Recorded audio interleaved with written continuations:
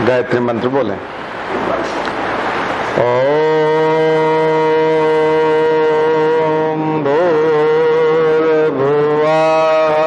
स्वः तत्सवितुर्वरेण्यं भर्गो देवस्य धीमहि धियो यो नः प्रचोदयात्।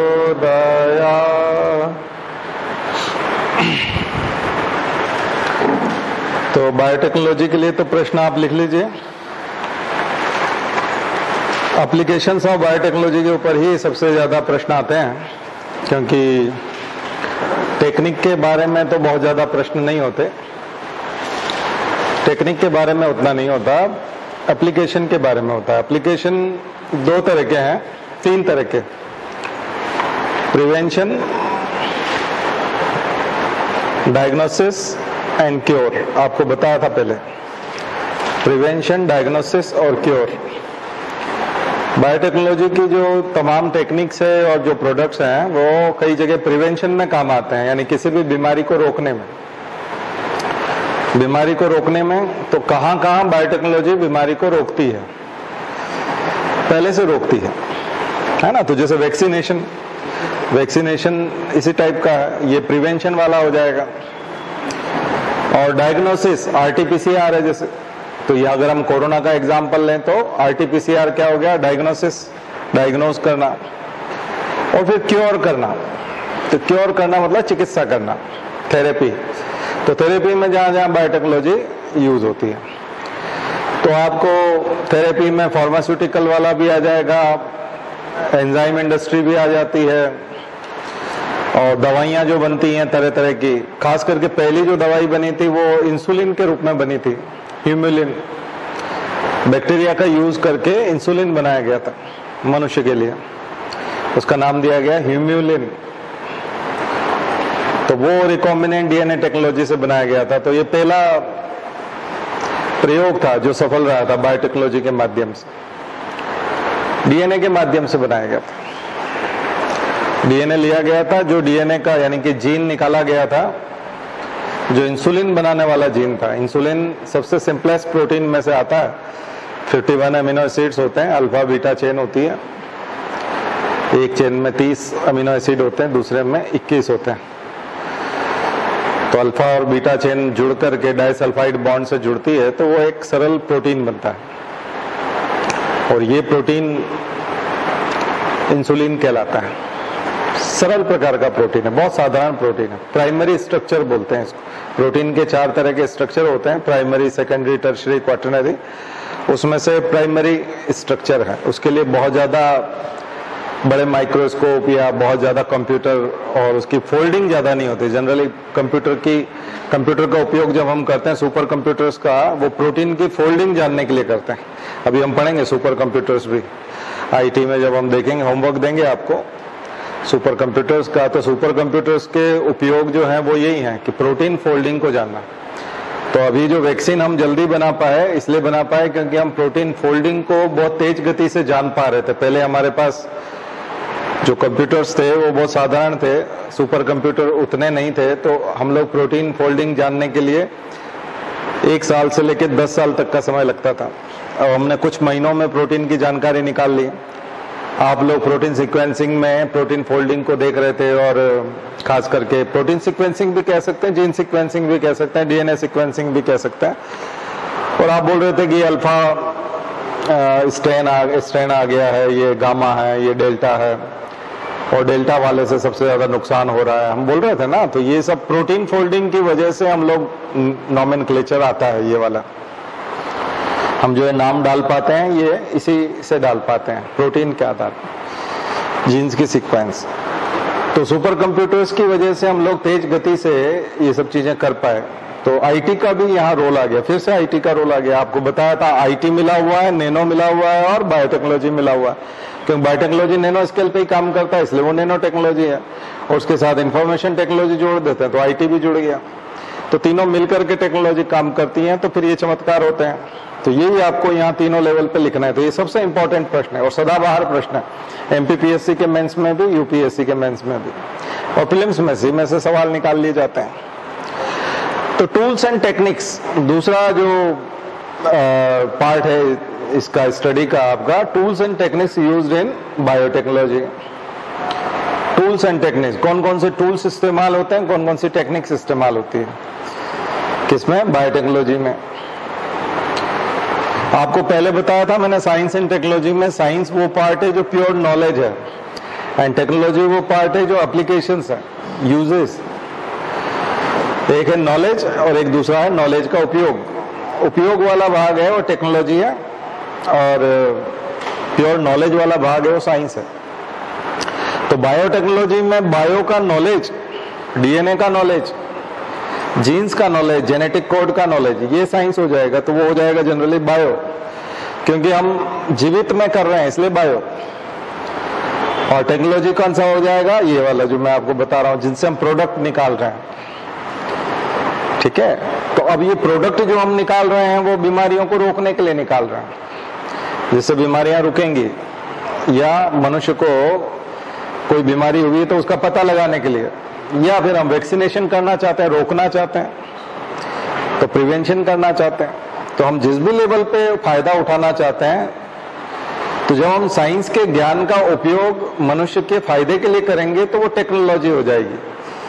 और उसमें अगर जीवों का उपयोग करेंगे, माइक्रो ऑर्गेनिजम्स का, वायरस का, बैक्टीरिया का, इनका उपयोग करेंगे तो वो बायोटेक्नोलॉजी हो जाएगी, क्योंकि हम जिंदा चीजों का उपयोग कर रहे हैं, जीवित चीजों का उपयोग कर रहे हैं, इसलिए वो बायोटेक्नोलॉजी हो जाएगी। ठीक है, अब बायोटेक्नोलॉजी हो गई, फायदा भी हो रहा है, सब हो गया, हमने टेक्नोलॉजी भी उसको बोल दिया, लेकिन आप ये करते कैसे हो, करते कैसे हो, तो उसका पार्ट आ जाएगा टूल्स एंड टेक्निक्स। यानी कुछ टूल्स इस्तेमाल होंगे और कुछ तकनीक इस्तेमाल होगी। तो हम टूल्स पे आएंगे। अब ये जो टूल्स हैं और टेक्निक्स हैं जो इस्तेमाल होती हैं, लगभग 30 नोबेल प्राइज 30 सालों तक, अलग अलग साल में, 1950 से लेकर अभी तक लगभग, यानी 70 सालों से, पिछले 70 सालों में 30 बार ऐसा हुआ है कि बायोटेक्नोलॉजी में इस्तेमाल किए जाने वाले टूल्स और टेक्निक्स के ऊपर नोबेल प्राइज मिला है। आया समझ? कई बार वो केमिस्ट्री में मिला है, कई बार वो फिजियोलॉजी एंड मेडिसिन में मिला है। तो फिजियोलॉजी एंड मेडिसिन या केमिस्ट्री, कई बार राइबोसोम पे मिला है जो प्रोटीन की फैक्ट्री है, कई बार प्रोटीन सिंथेसिस पे मिला है, कई बार रेस्ट्रिक्शन एंडोन्यूक्लियस जो टूल्स में आता है उसके ऊपर मिला है, कई बार एंजाइम बनाने के ऊपर मिला है और किसी एंजाइम पे मिला है, कई बार पीसीआर पे मिला है, पॉलीमरेज चेन रिएक्शन पे मिला है जो आरटीपीसीआर है उसके ऊपर मिला है। आरटीपीसीआर तो नहीं कहते थे उसको, आरटी मतलब रिवर्स ट्रांसक्रिप्टेज पे अलग नोबेल प्राइज मिला, टेमिन को मिला था, उसको टेमिनिज्म कहते हैं, उसने रिवर्स ट्रांसक्रिप्टेज एंजाइम खोजा था। और एक बार मिला है पीसीआर पर, पॉलीमरेज चेन रिएक्शन पर। तो आरटीपीसीआर जो पूरा नाम बनता है, reverse transcription polymerase chain reaction, जो आप आरटीपीसीआर करवा रहे थे, रिपोर्ट आती थी उसकी कोरोना की, पॉजिटिव निगेटिव वाली, उस पर 2 नोबेल प्राइज है, आरटी पे अलग है और पीसीआर पे अलग नोबेल प्राइज है। ठीक है, तो इसका मतलब है कि जो टूल्स एंड टेक्निक्स हैं ये पिछले 70 सालों में वैज्ञानिकों ने तैयार किए हैं, तब जाकर के आज बायोटेक्नोलॉजी कुछ काम की है और हमारा फायदा हम उसका फायदा उठा पा रहे हैं। तो उसके लिए 30 बार लगभग नोबेल प्राइज मिला। अब आप इतिहास उठा करके नोबेल प्राइज का देखेंगे लिस्ट पूरी विकिपीडिया पे, तो आपको मिल जाएंगे। तो ये बहुत काम की चीज है। अब ये जो इतना सूक्ष्म है, इतना बारीक है, तो क्या कर लेते होंगे इसमें? तो टेक्निक का नाम लिखिए। टूल्स तो मैंने बता दिया आपको, टूल्स हैं एंजाइम्स। सबसे बड़े टूल्स क्या है? एंजाइम्स। पहले टूल्स के कुछ नाम लिख लीजिए। तो ये आप ताकि तैयारी करेंगे, नोट्स बनाएंगे, तो इन एंजाइम की लिस्ट बना लीजिए, खास करके कौन से एंजाइम है। तो मैं कुछ एंजाइम बता देता हूं आपको, एक लिस्ट बता देता हूं, जिसके कम से कम आप एक पैराग्राफ में नोट्स बना लीजिए, आपका बायोटेक्नोलॉजी का नोट्स बन जाएगा, अच्छा नोट्स बन जाएगा। पहला एंजाइम लिखिए कैंची, कैंची, सीजर, सीजर मतलब काटने वाला, जो डीएनए के टुकड़े काटता है, नाम है उसका रेस्ट्रिक्शन एंडोन्यूक्लियस। सबसे पहले काटने वाला यानी कैंची जो कट लगाता है, रेस्ट्रिक्शन एंडोन्यूक्लियस, रेस्ट्रिक्शन एंडोन्यूक्लियस। अब ये कई तरह का कैंची होती है, ये बैक्टीरिया से और उनसे बनाई जाती है, यीस्ट से बनाते हैं, इससे बैक्टीरिया से बनाते हैं, फेज से बनाते हैं, एंजाइम की कैंची बनाते हैं। एक टेस्ट ट्यूब में डीएनए डाल दिया और उसमें से पर्टिकुलर जीन कट करना है आपको, तो आपको वो सीक्वेंस पहचाननी पड़ेगी कि कहां जाकर के वो कट लगाएगा। तो वही एंजाइम का एक ड्रॉप आप डाल दोगे उस टेस्ट ट्यूब में, तो अब जो टुकड़े मिलेंगे वो प्योर वही वाला जीन होगा, बाकी सब खत्म हो जाएगा। तो अब आप उसको जो है यूज कर सकते हो, इस्तेमाल कर सकते हो। नहीं तो इतनी बारीक कटिंग करेंगे कैसे? तो एंजाइम के माध्यम से कट लगाते हैं। तो वो एंजाइम जो है वो कई बार इश्चेरिशिया कोलाई से बनाते हैं, तो उसको इको-आर-आई बोलते हैं, यानी इश्चेरिशिया कोलाई रेस्ट्रिक्शन एंडोन्यूक्लियस, इको-आर-आई शॉर्ट में लिखते हैं उसको। कई बार किसी पौधे से बनाते हैं, कई बार किसी फंजाई से बनाते हैं, कई बार अलग अलग बैक्टीरिया से बनाते हैं। तो जिस भी चीज से हम बनाते हैं उसका नॉमेनक्लेचर उसके साथ जोड़ देते हैं, उस कैंची का नाम उसके साथ जोड़ दिया जाता है। तो ये जो रेस्ट्रिक्शन एंडोन्यूक्लियस एंजाइम जिसने भी बनाया उसको भी नोबेल प्राइज मिला, क्योंकि उसने कैंची बनाई। अगर वो नहीं बनाई होती तो आप डीएनए को कट कैसे लगाते? तो ये बहुत बड़ा चुनौती थी। तो ये जिसने भी मदद की कैंची बनाने में उसको भी नोबेल प्राइज मिला। तो कई तरह के कट लगते हैं, स्टगर्ड कट होता है, ब्लेंटेंट कट होता है। आपको चिपकाना कहाँ है उस पर डिपेंड करता है कि इसको चिपकाना कहाँ है। तो आप एक कोई एनिमेशन देख लीजिएगा गूगल में जाके, ठीक है, नाम लिख लीजिएगा रिकॉम्बिनेंट डीएनए टेक्नोलॉजी। अब एक टेक्नोलॉजी का नाम लिख लीजिए नीचे पहले, जहां तकनीक लिखना है। अभी टूल्स तो मैं बताऊंगा अभी आपको, एंजाइम्स के और नाम बता रहा हूं मैं आपको,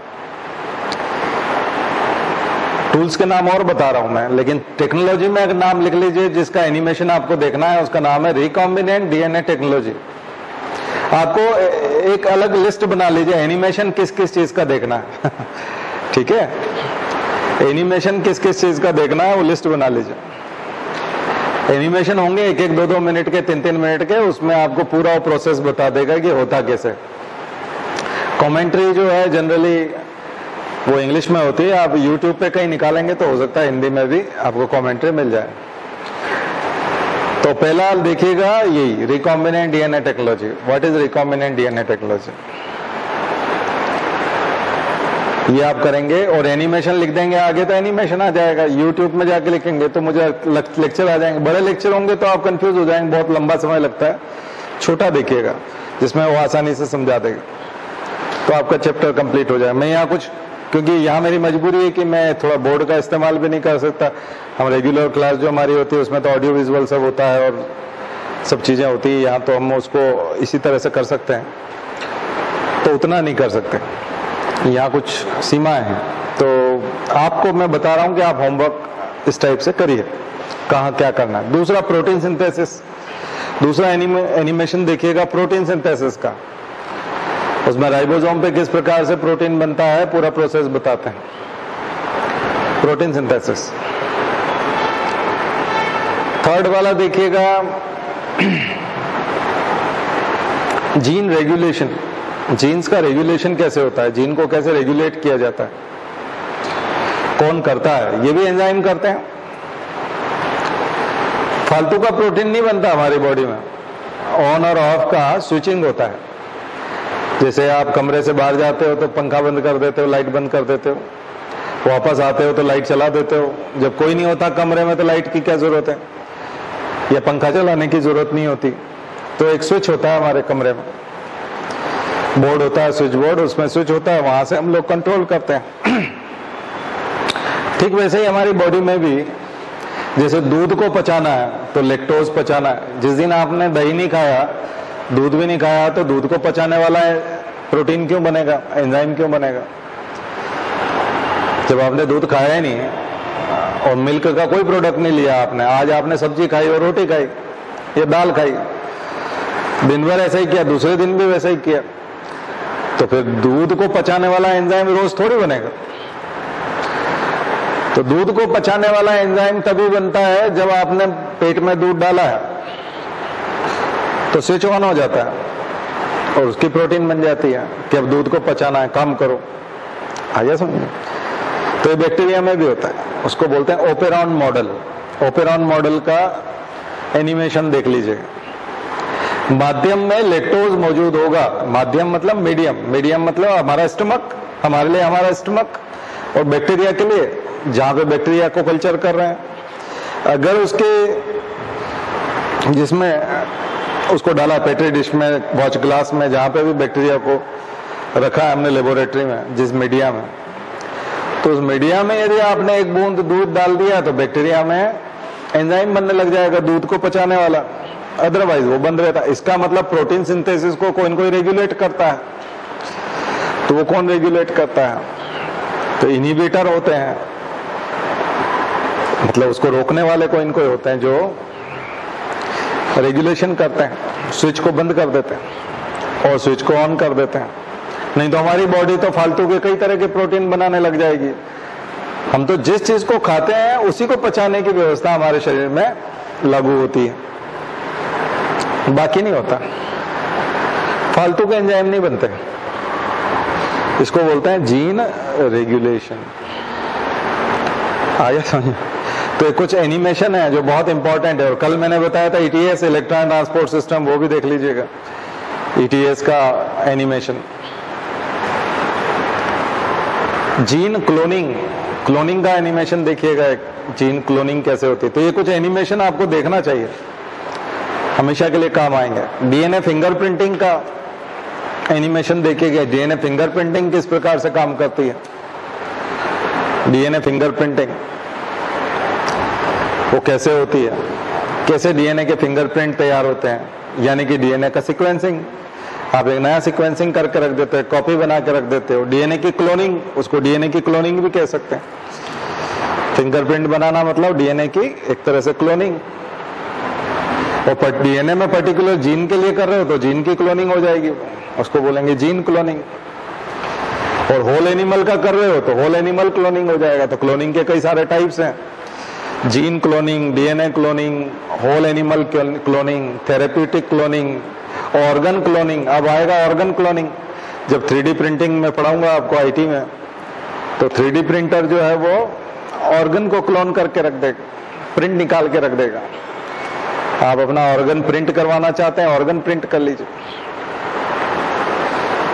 बाहर निकाल के रख देगा। जहां टोनर लगता है, जहां शाई लगती है, जो टोनर होता है, इंक होता है, उस जगह पे वो मटेरियल की बोतल मिलेगी कि अगर आपको किडनी बनानी है तो किडनी बनाने के लिए कौन कौन सा मटेरियल यूज होता है, वो बोतल उसमें खाली कर दीजिए प्रिंटर में।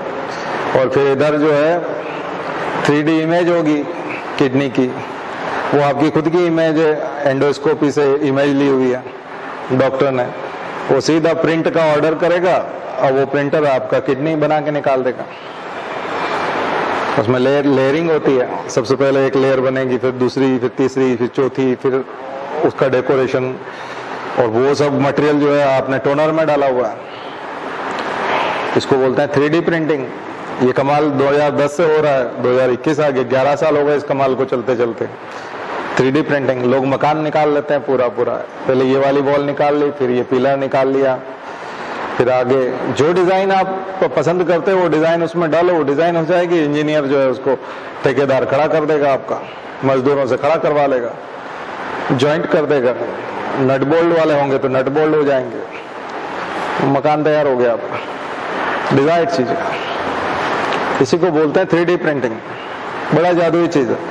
प्रिंटर क्या है, मटेरियल मांगता है। मकान बनाने के लिए वो सीमेंट मांगेगा, सब तरह की सामग्री मांगेगा, दीवार बना के देनी ना आपको, तो प्रिंटर में वो डालो, वो चीजें डालो जो उसमें दीवार बनाने में काम आती हैं, वो बना के देगा आपको। और अकॉर्डिंग टू जो आपने डायग्राम प्रिंट जिसका ऑर्डर किया है आपने, उसमें जो डिजाइन दिख रही है वही डिजाइन प्रिंट में होती है। आपको दया थोड़ी आती है कभी, प्रिंटर के ऊपर।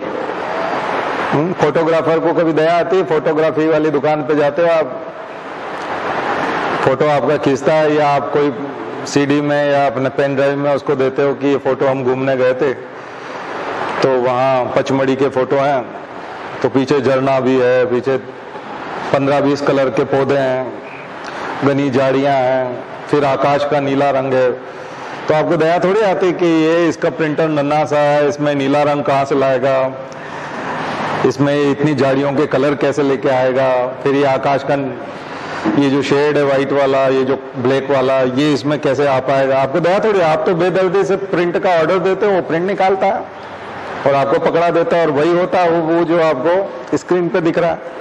3D प्रिंटिंग में भी यही होगा, आपको दया करने की जरूरत नहीं है, जो ऑर्डर आपने दिया है वो बन के निकलेगा। आपको चाय का कप पसंद आ गया, इंटरनेट पे आपने डाउनलोड किया 3D इमेज, और चाय का कप बनाने के लिए वो जो पाउच है वो आपने कोरियर से मंगा लिया, उसी में नीचे लगा हुआ है कि आप अमेजोन से मंगा सकते हैं, इससे मंगा सकते हैं। दूसरे दिन तीसरे दिन आपके पास डिलीवर हो गया लिफाफा, उसमें वो एक तरह का मटेरियल होगा, इंक होगी, मटेरियल होगा, उसको आप अपने 3D प्रिंटर में उड़ेल दो। इधर से वो जो चाय पीने का जो कप है, मग है, उसको देख के प्रिंट का ऑर्डर मारो, आपके प्रिंटर में से कप बाहर निकल जाएगा, बस चाय पियो। आया समझ में? तो ये है 3D प्रिंटिंग। तो जादू लगता है ना, लेकिन जादू नहीं है, ये जमाना है, ये नया रिवॉल्यूशन है, इंडस्ट्री 4.0। अभी हम पढ़ेंगे जब IT की बात करेंगे, इंडस्ट्री 4.0, इंडस्ट्रियल रिवॉल्यूशन जो नया वाला जो आ रहा है वो ये आ रहा है। इसके साथ artificial intelligence, machine learning, deep learning, ये सब चीजें पढ़ेंगे। ये जादू हो गया। आप प्रिंटिंग वो वाला जमाना चला गया, कौन सी चीज प्रिंट कर रहे थे आप? कागज फ्लैट चीजें प्रिंट कर रहे थे, फोटोग्राफ प्रिंट कर रहे थे। अब तो आप 3D चीजें प्रिंट करोगे, और अब वो जमाना आने वाला है कि आपका ऑर्गन जो है आपको किसी से डोनेट कराने की जरूरत नहीं। लिवर खराब हो गया, लिवर प्रिंट निकाल लो, ओरिजिनल लिवर प्रिंट हो जाएगा आपका। उसमें वो जो एडिटिंग करता है ना, खराबी सारी निकाल दो तो बिना खराबी वाला आ जाएगा, बिल्कुल एकदम प्योर। आपका कई बार चेहरा खराब साफ नहीं होता है, फोटोशॉप में कर तो देता है, वो सारे दाग धब्बे मिटा देता है, पीछे कुछ मिटाना है, इधर उधर सब बिल्कुल एकदम क्लियर कर दे। आपको बैकग्राउंड चेंज कर दो, बैकग्राउंड चेंज कर देता है। वैसा एडिटिंग हो जाएगी उसमें 3D वाले में। आपका फ्रेश ऑर्गन जो है वो आएगा। तो 10-20 साल और अच्छे से जिंदा रहो, कोरोना सब चीजों से लड़ते रहो, ठीक है। उसके बाद आप 150 साल तक मरने वाले नहीं हो, क्योंकि जो भी खराबी होगी आपकी स्कूटी में, अगर पूरा आगे का लाइट टूट जाए नया लाइट डाल दो, इंजन खराब हो जाए इंजन चेंज कर दो, सीट खराब हो जाए सीट डाल दो, टंकी खराब हो जाए टंकी बदलवा दो। जब सब कुछ बदलवा दोगी तो फिर तो स्कूटी जिंदा हो गई, अब कभी खराब थोड़ी होनी है। टायर हो गया, रिंग हो गया, सब चीज मिलती है मार्केट में, पूरी स्कूटी नई बन जाएगी। आप उसके यहाँ जाओगे ना तो उसके पास इतने पार्ट्स होते हैं कि उन सबको जोड़ दे तो नया स्कूटी तैयार हो जाए। सारा पार्ट्स होता है, कुछ करना ही नहीं होता, बस दिमाग का थोड़ा है पंगा, दिमाग नहीं बदल सकते। तो दिमाग में से तो आपकी पहचान है। आपका पूरा चेहरा भी बदल दें, शक्ल पूरी बदल दें, कई लोग जेंडर चेंज करा देते हैं, लड़का लड़की हो जाता है, लड़की लड़का हो जाता है, लेकिन दिमाग वही रहता है। उसी से तो उसको लगता है कि ये मैं हूं, ठीक है। दिमाग ही चेंज कर दिया तो फिर तो वो अस्तित्व खत्म हो गया उसका, फिर तो दूसरा आदमी हो गया। इसलिए दिमाग नहीं बदल सकता, इसलिए दिमाग खराब मत होने दो। इसलिए गायत्री मंत्र पढ़वाते हैं हम लोग, वो दिमाग का मंत्र। गायत्री मंत्र किसका है? दिमाग के लिए। दिमाग ठीक रखना है, बुद्धि ठीक रहे, बुद्धि का मंत्र। इसलिए ये बहुत जरूरी है, ठीक है। ये भगवान का मंत्र नहीं है, ये कोई देवी का मंत्र नहीं है, ये हिंदू धर्म का मंत्र नहीं है। ये किसका मंत्र है? दिमाग का। जिसको भी दिमाग की जरूरत है उन सब के लिए है, और दिमाग के बिना मुझे नहीं लगता किसी का काम चलता है। तो इसमें आपको ये ध्यान रखना है इस मंत्र को पढ़ते समय कि हम दिमाग खराब नहीं होने देंगे। किसी के चक्कर में नहीं आएंगे, दिमाग से काम लेंगे, विवेक से काम लेंगे, बस इतना सा भाव, तो आप गायत्री भक्त हो गए। गायत्री भक्त होने के लिए कोई बहुत ज्यादा कठिन काम नहीं करना पड़ता। अपने दिमाग का ख्याल रखने वाला आदमी गायत्री भक्त। दिमाग मतलब गायत्री, गायत्री मतलब दिमाग, ठीक है, बुद्धि। अब बुद्धि का जो ख्याल रखता है वो गड़बड़ नहीं करेगा। जैसे आप केरोसिन नहीं डालते अपनी स्कूटी में, क्योंकि वो पेट्रोल से चलती है तो पेट्रोल ही डालते हो। तो हमको शराब नहीं पीना है, ड्रग्स का सेवन नहीं करना है तो नहीं करना है, क्योंकि उपयोगी नहीं है। तो यही दिमाग है बस। इसका मतलब उसके अंदर गायत्री बैठी हुई है उसके दिमाग में, वो उसको मना करती है। तो पूजा पाठ करने से और सुबह अगरबत्ती लगाने से और गायत्री मंत्र पढ़ने से क्या होगा, उस समय में हम रिवाइज करते हैं, उस बात को रिमाइंड करते हैं कि हम ऐसा नहीं होने देंगे, क्योंकि हमारे पास दिमाग है, हमारे पास गायत्री। बस इतना ही सी बात है। कई लोग बोलते हैं ये तो बहुत धार्मिक हो गया और बहुत ज्यादा हिंदू धर्म जैसा हो गया, बहुत ये हो गया। नहीं, ये फिर आपकी को कल्पना है, ये आपके नाटक है। हाँ, उसके साथ दान दक्षिणा आ जाती, पंडित तो और कुछ कहता है कि ये भी गायत्री माता को चढ़ाना पड़ेगा तब काम करेगी आपकी गायत्री माता। इसका मतलब उसकी गायत्री माता काम नहीं कर रही, ठीक है। उसकी गायत्री माता बिका हुआ है, उसकी गायत्री माता बाजार में मिलती है, उसकी गायत्री माता का प्राइस टैग लगा हुआ है, वो डुप्लीकेट है, वो मामला गड़बड़ है। असली में गायत्री माता के लिए ये सब चीजों की कोई आवश्यकता नहीं है। सबकी अपनी अपनी गायत्री है, निजी गायत्री है। गायत्री मतलब बुद्धि, इंटेलिजेंस, बस सीधी सी बात। और दिमाग ठीक रखो, मतलब गायत्री का आशीर्वाद आपको मिलता रहे, सफलता मिलती रहेगी, यही गायत्री होती है। तो मैंने इसे सरल परिभाषा बना के बता दी। इसमें कोई बिचौलिए की जरूरत नहीं है, किसी पंडित की जरूरत नहीं है, किसी और मंत्रों की जरूरत नहीं है, कोई हवन पूजन और बहुत ज्यादा तस्वीरों की और मूर्तियों की कोई जरूरत नहीं है। अपने आप को ठीक करने का नाम गायत्री है। अपने आप को उत्कृष्ट व्यक्ति बना देना, एकदम एक्सीलेंट बना देना, खुद की लाइफ को बहुत ऊंचा उठा लेना, बहुत अच्छे पद पे पहुंच जाना, और अच्छे पद पे पहुंच करके अच्छे काम करना, जीवन को खराब नहीं करना, शरीर को खराब नहीं करना, समाज को खराब नहीं करना, सब जगह अच्छा ही फैलाते रहना, अच्छा ही फैलाते रहना, सद्गुण फैलाते रहना, अच्छे काम करते रहना, ईमानदारी से काम करना, परिश्रम से काम करना, विवेक से काम करना, घृणा नहीं फैलाना, नफरत नहीं फैलाना, बुराई नहीं करना, सब कुछ अच्छा ही अच्छा ही अच्छा ही अच्छा ही यदि व्यक्ति करता रहे तो ये विवेक के माध्यम से आता है, बुद्धि के माध्यम से आता है। सद्बुद्धि, इसलिए बोलते हैं सद्बुद्धि की प्रार्थना। गायत्री मंत्र क्या है? सद्बुद्धि की प्रार्थना, ठीक है। तो बीच में मैंने आपको ये भी समझा दिया, जैसे शुरू में समझाने का रहता है लेकिन बीच में हो गया। तो किसी के मन में कोई भी यहाँ आया है और उसको लगता है क्या मंत्र पढ़वा रहे हैं, तो कोई भी मंत्र ऐसा नहीं है, ये कोई धार्मिक और कोई कट्टर बनाने वाला आपको और बहुत खतरनाक मंत्र नहीं है, या इसके साइड इफेक्ट हो जाएंगे, इसको गलत बोल लिया तो ये हो जाएगा, हमको तो बोलना नहीं आता, मंत्र शुद्ध बोलते हैं तो पाप लगता है, ये सब बकवास चीज है। ये महामूर्ख लोगों ने फैलाए हुए हैं सब चीजें, इसमें बिल्कुल भी कुछ नहीं है। आपको मंत्र नहीं आता तो आप हमारे साथ साथ मन में बोलते हैं, हम दिमाग ठीक रखेंगे बस, और एक दिशा में सोचेंगे, अच्छी दिशा में सोचेंगे।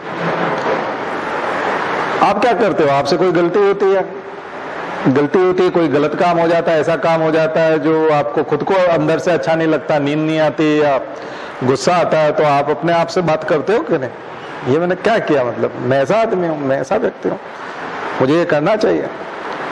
तो गायत्री मंत्र पढ़ते समय भी यही भाव होता है, आदमी खुद से बात करता है और अपने आप को ठीक करने की बात करता है, खुद का परिष्कार करना, अपने आप को रिफाइन करना और उसमें से अच्छा आदमी निकाल के लाना। तो ये क्यों करना पड़ता है? ये करना पड़ता है, प्रैक्टिस है, बिना प्रैक्टिस के नहीं होता, आपको करना पड़ता है। छोटे छोटे काम के लिए लोग प्रैक्टिस करते हैं, अभ्यास करते हैं, तो इतना बड़ा काम करना है कि हमको महान आदमी बनाना है, अच्छा आदमी बना के निकालना है, तो प्रैक्टिस नहीं करना पड़ेगी, प्रैक्टिस करना पड़ेगी, रिहर्सल करना पड़ती है। पहले आप रफ में काम करते हो, फिर फाइनल आंसर लिखते हो।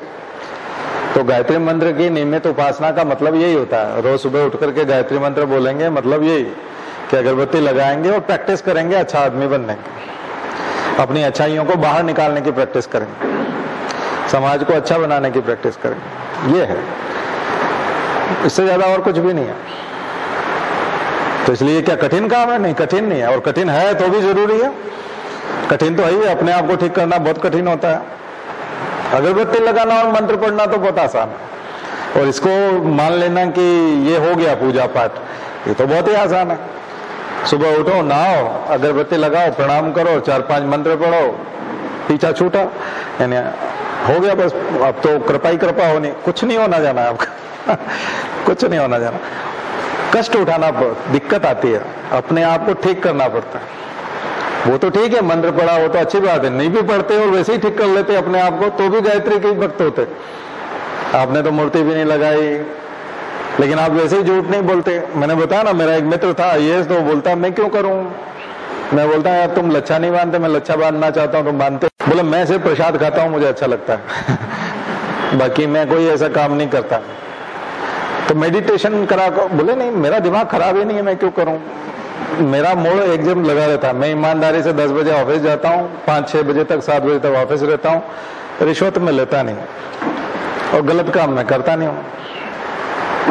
तो जब मैं गलत काम नहीं करता, रिश्वत नहीं लेता, मैंने किसी को धोखा नहीं दिया, मुझे किसी का डर नहीं है, तो मैं प्रार्थना क्यों करूं, मैं किस बात की प्रार्थना करूं। कई लोग बोलते हैं इससे आपका मन लगे, बोले मेरा मन भटकता ही नहीं है बोले मेरा मन भटकता ही नहीं है। मैं दरअसल क्या है, सुबह उठता हूँ, घूमता फिरता हूँ, योगा करता हूँ, प्राणायाम भी मैं कर लेता हूँ और अपना खाना पीना खाता हूँ और 10 बजे ऑफिस चला जाता हूँ। जो मुझे उचित लगता है वो मैं सारे काम करता हूँ और जो मुझे अनुचित लगता है वो काम मैं कभी नहीं करता। जो दीन दुखी हैं, परेशान हैं, उनकी बात मैं सुनता हूँ। किसी भी दुखी आदमी को कभी नहीं भगाता, उसके पूरा कष्ट निवारण करता हूँ। बदमाश आता है उसको ठिकाने लगा देता हूँ, उसी को 2 बात सुनाता हूँ, वहीं पे उसकी टेंशन उसी को, है ना। और मैं अपने घर आता हूँ, फिर अपना खाना खाता हूँ। मुझे 10 बजे नींद आ जाती है, जम के आती है बहुत ज्यादा। मैं 10 से 10 साढ़े 10 तक भी नहीं जग सकता। मुझे कोई 10:30 तक कोई जगह है तो मैं जग नहीं सकता। 10 बजे कड़ाके की नींद आती है एकदम से, बिल्कुल एकदम बिस्तर पकड़ने की इच्छा होती है, क्योंकि कुछ काम ही नहीं किया ऐसा कि सोचने में दिमाग खराब हो। तो वो गायत्री भक्त है। वो क्या है, वो गायत्री, जबकि उसके यहाँ तस्वीर भी नहीं है, वो गायत्री मंत्र भी नहीं पढ़ता। उसने अपनी जिंदगी को गायत्रीमय बनाया हुआ है, उसने अपनी जिंदगी को गायत्री बना लिया है, उसने गायत्री को सौंप दिया।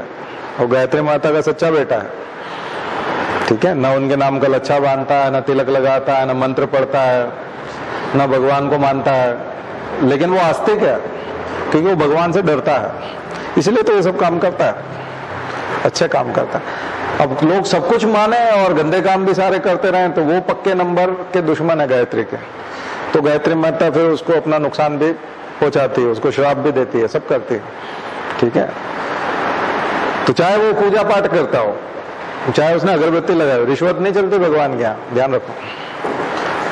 तो अपने आप को ठीक करना, अपने आप को परफेक्ट बनाना, अपने आप को रिफाइन करना, ये है गायत्री। मुझे लगता है बहुत अच्छे से कंसेप्ट क्लियर हो गया, वो कोई डाउट नहीं होना चाहिए, ठीक है।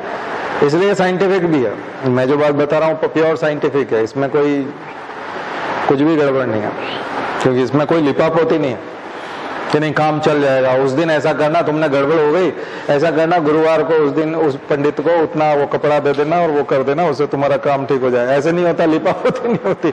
गड़बड़ मतलब गड़बड़, कर्म फल मिलता है। किसी को कुछ भी कुछ देने से, गाय को ये खिलाने से, सूरज को जल चढ़ाने से किसी से कुछ नहीं होने वाला, कुछ नहीं। आपने ऊंधा सीधा काम किया है, फंसोगे। कोरोना पेशेंट से बिना मास्क के, बिना सैनिटाइजर के उससे मिले तो कोरोना होगा, होता ही है। और ज्यादा होगा सीवियर तो ऑक्सीजन लगानी पड़ेगी।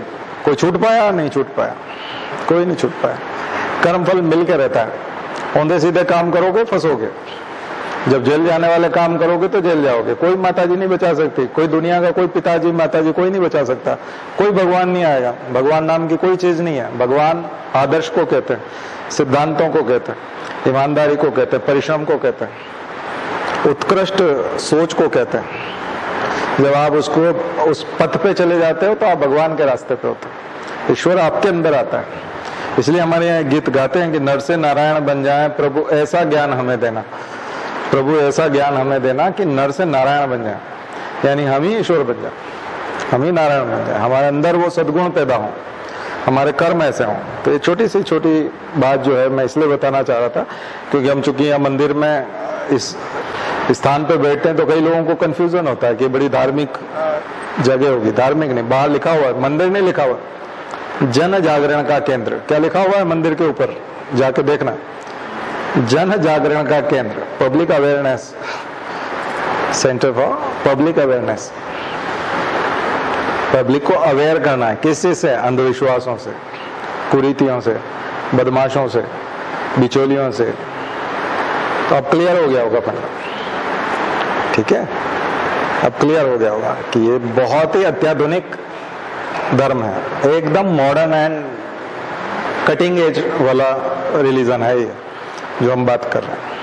और ये होना चाहिए, और ये साइंस के साथ बिल्कुल मैच करता है, क्योंकि आप बिजली के नंगे तार को छूते हो तो करंट लगता है, चाहे भगवान का कृष्ण का नाम लो, राम का नाम लो, जय हनुमान जी की जय, और फिर तार को छुओ, बिजली अगर आ रही होगी तो झटका लगेगा, पक्का लगेगा। तो साइंस में ये साइंटिफिक है, प्योर साइंटिफिक है। साइंस में यह है कि क्रिया की प्रतिक्रिया होती है, कर्म का फल मिलता है, रिजल्ट आता है।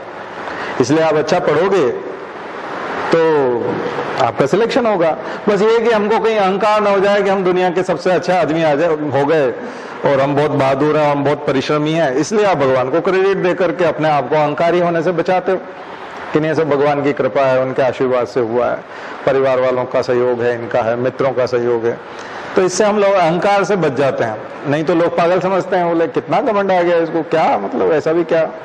तो इसलिए थोड़ा हम इन चीजों का सहारा लेते हैं, बाकी और कुछ भी नहीं है, ठीक है। बाकी तो आपको अपनी मेहनत से ही करना है, ठीक है। और नहीं कर पाए मेहनत तो आप बाहर हो जाओ, चाहे जितनी आपने पूजा पाठ की हो, कुछ नहीं होना जाना उससे। पूजा पाठ से नहीं होता, ध्यान रखिए, कर्म करना पड़ता है, कर्म प्रधान, ठीक है। हमारे यहाँ गुरुजी ने नीचे किताब लिखी है, युग निर्माण सत्संकल्प, ले लीजिएगा, उसमें साफ साफ लिखा है, मनुष्य अपने भाग्य का निर्माता आप है। आप अपने भाग्य के निर्माता स्वयं है, कोई भी आपका भाग्य का निर्माण नहीं कर सकता। हम खुद ही अपने भाग्य का निर्माण करते हैं, खुद।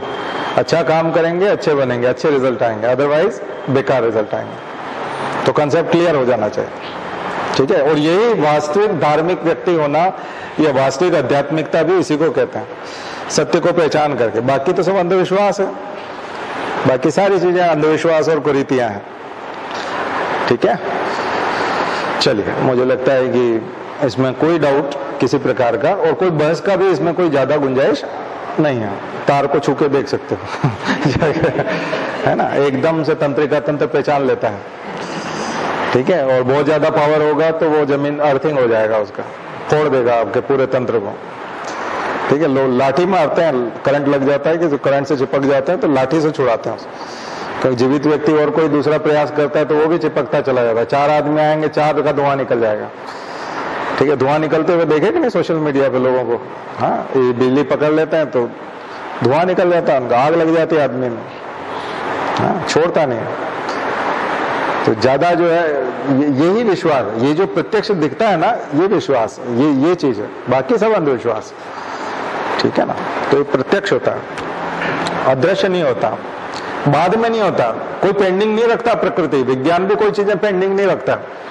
पेंडिंग रखता है कॉल, कि आज आपको कॉल लगाया किसी ने तो अब ये कल मिलेगा आपको ऐसा नहीं होता ना, विज्ञान में सारी चीजें अभी होती है। लाइव टेलीकास्ट होता है तो लाइव होता है, हर चीज होती है।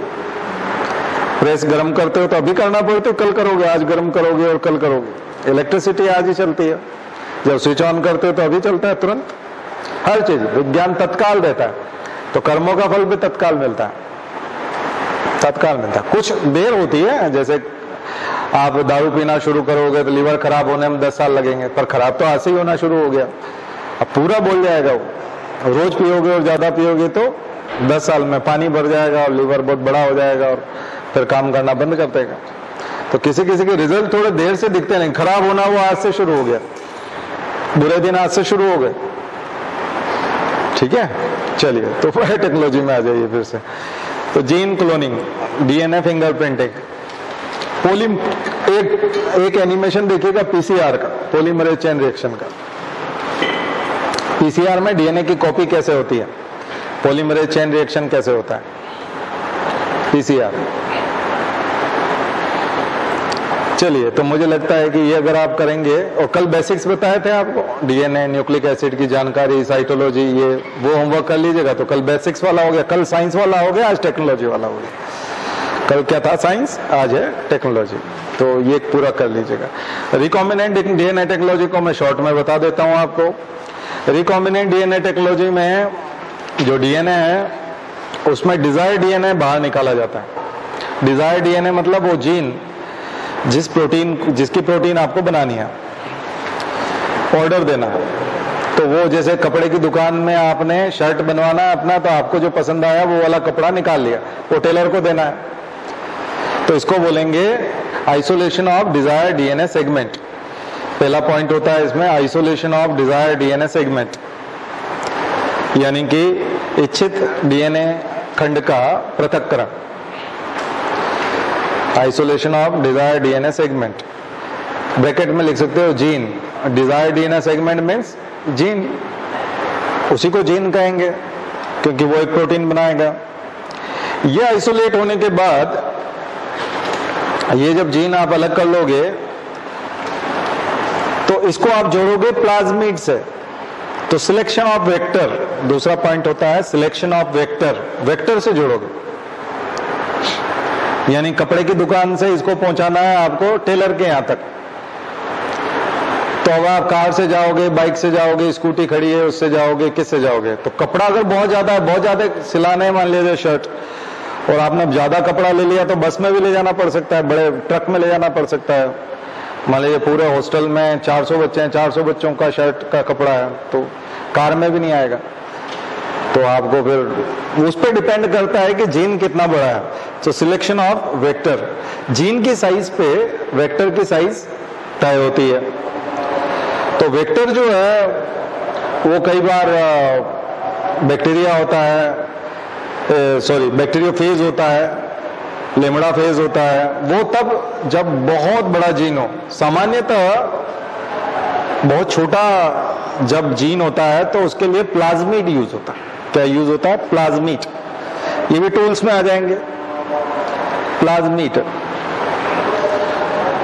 तो वो जो टूल्स में लिखवा रहा था कुछ एंजाइम्स और लिख लो, लाइगेज, लाइगेज जोड़ने के लिए होता है, उधर आप टूल्स में जाके लिख लो जरा, रेस्ट्रिक्शन एंडोन्यूक्लियस लिखा था, रेस्ट्रिक्शन एंडोन्यूक्लियस के नीचे लाइगेज, लाइगेज जोड़ने के लिए होता है, रेस्ट्रिक्शन एंडोन्यूक्लियस तोड़ने के लिए, काटने के लिए होता है, और पॉलीमरेज जो होता है वो लंबा करने के लिए होता है। उसको आपको लेंथ बढ़ानी है, उसकी लेंथ बढ़ानी है डीएनए की, जीन की, तो पॉलीमरेज, पॉलीमरेज जोड़ दो। ये एंजाइम किसके लिए होता है? लेंथ बढ़ाने के लिए। तो ये कुछ इंपॉर्टेंट और भी है, बहुत सारे एंजाइम्स हैं, लेकिन मैं अभी उसमें नहीं जा रहा क्योंकि वो बहुत ज्यादा डिटेल हो जाएगा और आप कंफ्यूज भी हो सकते हैं, तो अभी हम यहीं तक रखते हैं। फिर टूल्स में प्लाज्मिड, वेक्टर्स, वेक्टर्स भी टूल्स हैं। तो वेक्टर जो है वो प्लाज्मिड हो सकते हैं। बड़ा टुकड़ा है जीन का, जीन बहुत बड़ी साइज वाला है, ज्यादा बेस पेयर लग रहे हैं। बेस पेयर मतलब एडेनिन और थाइमिन मिलकर के एक eighty base pair, GC base pair जाकर के उधर कल वाले होमवर्क में जहां न्यूक्लिक एसिड लिखा है वहां आपको एडेनिन, थाइमिन, साइटोसिन, ग्वानिन पढ़े हैं डीएनए में, उन सब का बेस पेयर होता है। डीएनए का वाटसन क्रिक मॉडल जब आपने देखा होगा तो उसमें बेस पेयर होता है। तो 4.2 किलो बेस पेयर वाला जो एक प्लाज्मिड है उसका नाम है PBr322, जो इंसुलिन के लिए इस्तेमाल हुआ था। तो मैं इंसुलिन के एग्जाम्पल के साथ चलूं तो एक प्लाज्मिड इस्तेमाल हुआ था जिसका नाम है PBr322।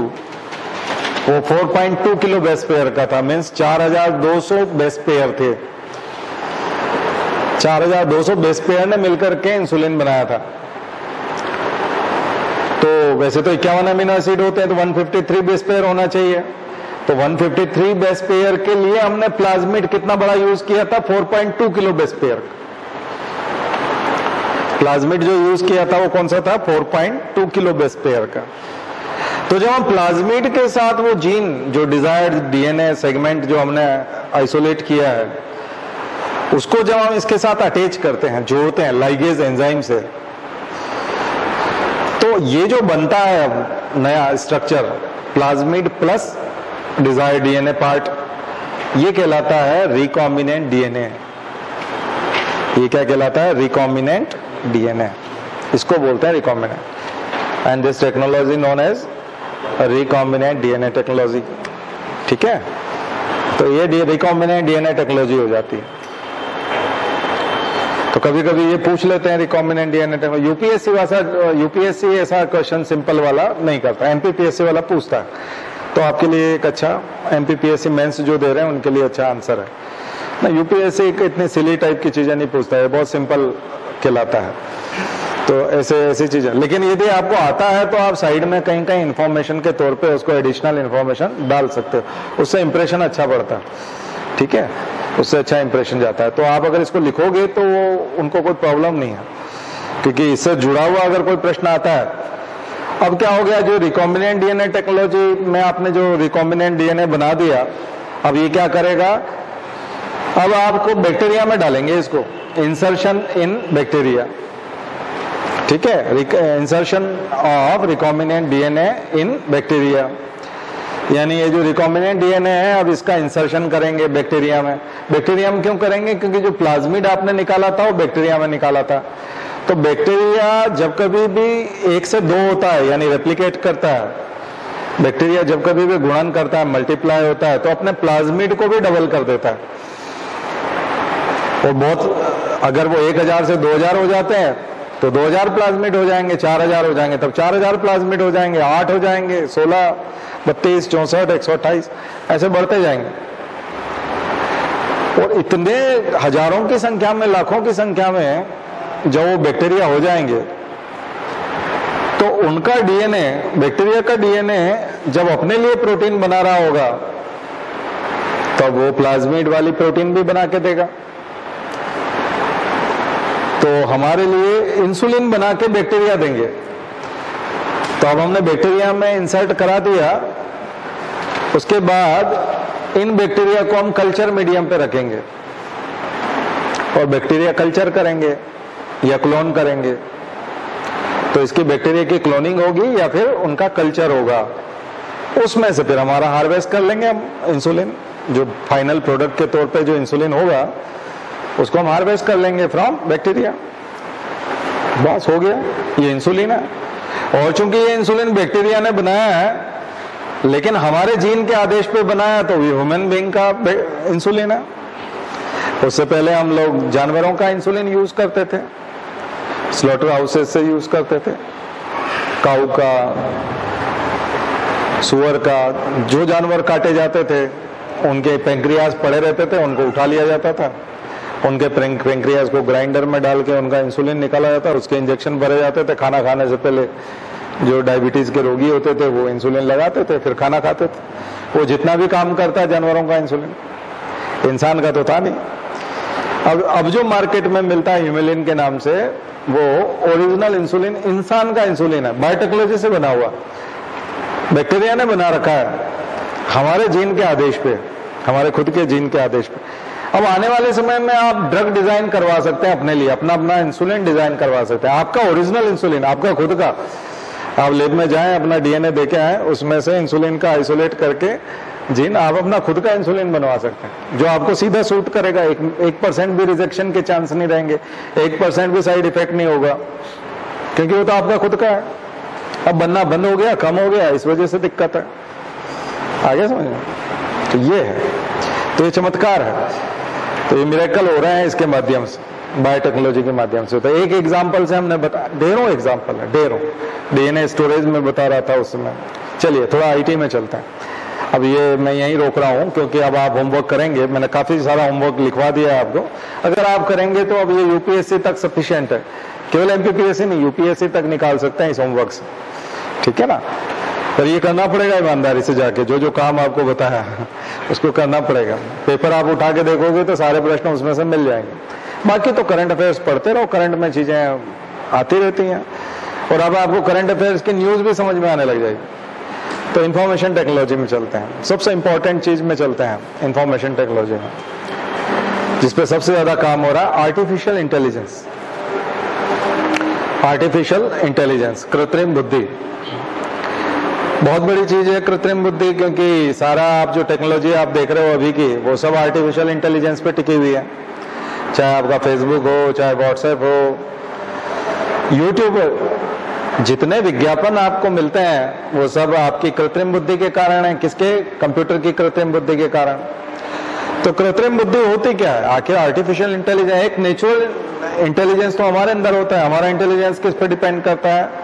न्यूरॉन्स पे।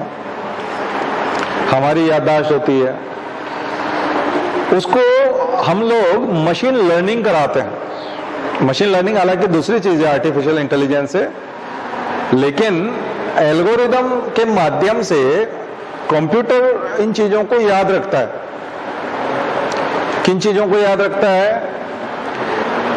जो आपके फोटोज दिखते हैं। इसलिए आप देखते हो कोई भी ऐप आप इंस्टॉल करते हो, इंस्टॉलेशन से पहले वो बोलता है, डाउनलोड तो कर देता है, डाउनलोड करने के बाद वो फिर आपसे एक ऑप्शन पूछता है, क्या हम आपके इसमें सिस्टम में एंटर कर सकते हैं, हम आपका सारा मीडिया चेक कर सकते हैं। आप पॉलिसी पढ़ोगे तो फिर दिमाग खराब हो जाएगा।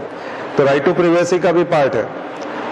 तो फेसबुक भी आपको तब एक्सेस देता है जब आप अपना मोबाइल पूरा उसके सामने खोल के रख देते हो कि हाँ आप हमारा पूरा मेमोरी चेक कर सकते हो, पूरा मीडिया चेक कर सकते हो, हमारा जितना वीडियो है, जितना फोटोज हैं, जितने फ्रेंड लिस्ट है, किन किन को हम कॉल करते हैं, किन को हम मैसेजिंग करते हैं, उनमें क्या कंटेंट होते हैं। तो वो बहुत ज्यादा लीक तो नहीं करता, लेकिन वो अपने एडवर्टीजमेंट में इन सब चीजों को यूज करता है। वो इंश्योर करता है अपने इन्वेस्टर्स को और अपने यहाँ जो एडवर्टीजमेंट के लिए जो पैसे देते हैं उनको, कंपनीज को, कि हम आपको टारगेटेड एडवर्टाइजिंग देंगे।